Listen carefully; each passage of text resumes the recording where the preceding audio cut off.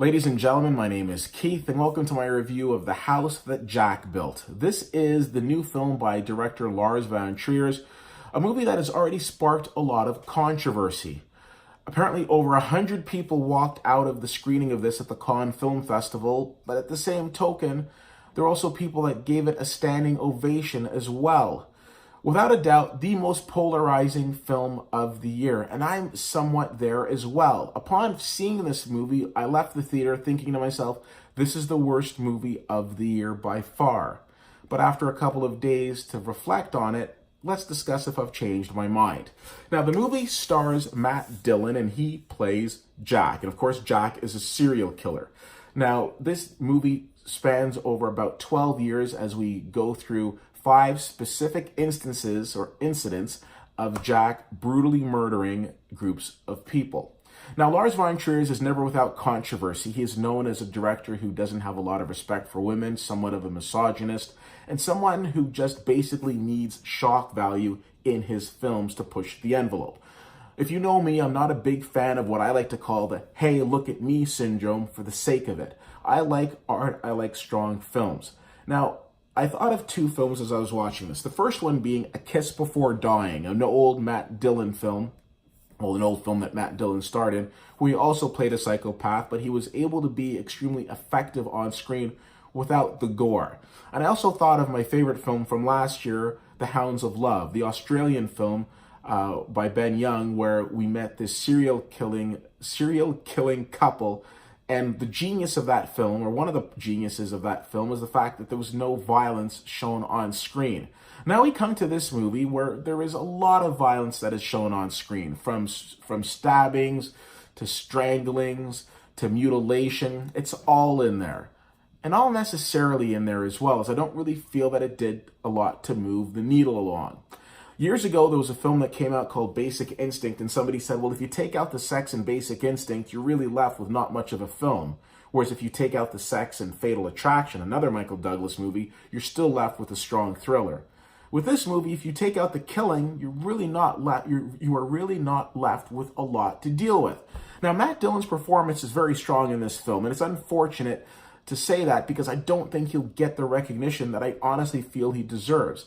In a film that really didn't impress me, his performance was the one shining light, as his mannerisms and his demeanor do a very good job of evoking the terror in audiences that is needed. Where it goes too far is in all of the killings. And it isn't because I'm conservative or because I can't handle it. It's just because I didn't feel it was necessary. I think when you're doing things to evoke reaction in a crowd, in an audience, that's one thing. But when you're just doing it for the sake of doing it, not so fun.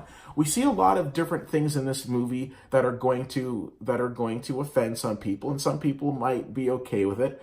But there's certain lines that are crossed in this film. From the mutilation being one point, but also kids who are usually off limits. Not so much in this movie. Again, we speak to this film being polarizing. There's a spot in the film where Jack, as a young boy, mutilates an animal. Now, normally you'd think, okay, well, PETA's going to have a problem with this. Well, actually, PETA came in and said, hey, listen, this is a pretty good depiction of what would happen with a young boy who becomes a serial killer because they start on animals. So it was pretty interesting in itself. Overall, there's a lot of symbolism in this film that one could talk about, and the fact that the director draws things like old Bob Dylan references and old references to Dante's Inferno and things of that nature. So good on him for that.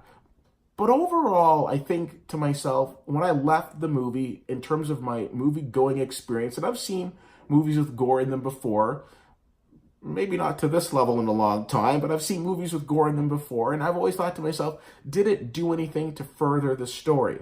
And I think this movie jumps around into a whole different places with all of the symbolism. Some of it works, but a lot of it doesn't. I found that I was watching a filmmaker who wasn't necessarily creating art, but more so creating shock value. And he doesn't seem to know what he wants to do. In one interview, he says that this film was somewhat autobiographical with the exception of the killings. But then in the director's cut of this film, he's also saying no more Trump because his character, the main character in this film, does have a lot of comparisons to the current commander-in-chief. Well, if the director doesn't really know what he's doing with this film, how the heck are the rest of us supposed to know? No, Matt Dillon's performance is solid, but the rest of this movie, pretty liquid. I give this movie a D. It is what I thought it was, and what I thought it was one of the weaker films of this year. We have a director who's trying way too hard to say, look at me, and when we look, he can't deliver. If you have the chance to see The House That Jack Built, let me know what you think. CFL_fan on Twitter, Facebook.com/Whitty Whittier, and WhittyWhittier.com. Thank you so much for checking this out. My name is Keith, and I'll see you at the movies.